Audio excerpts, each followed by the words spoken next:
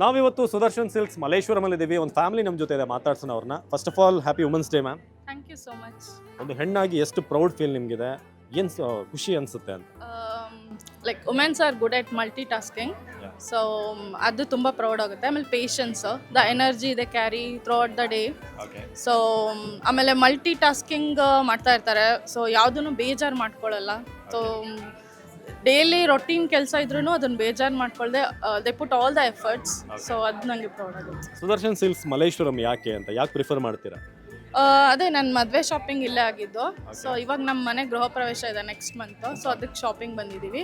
ಆಮೇಲೆ ನನ್ನ ಫ್ರೆಂಡು ರೀಸೆಂಟಾಗಿ ವಿಸಿಟ್ ಮಾಡಿದ್ದು ಅವಳ ಮದುವೆ ಶಾಪಿಂಗಿಗೆ. ಸೊ ಅವಳು ಹೇಳಿದ್ಲು ಕಲೆಕ್ಷನ್ ಎಲ್ಲ ಚೆನ್ನಾಗಿದೆ, ವಿಸಿಟ್ ಮಾಡು ಅಂದ್ಬಿಟ್ಟು. ಸೊ ನಾವು ಬನಶಂಕರಿಯಿಂದ ಇಲ್ಲಿಗೆ ಬಂದಿರೋ.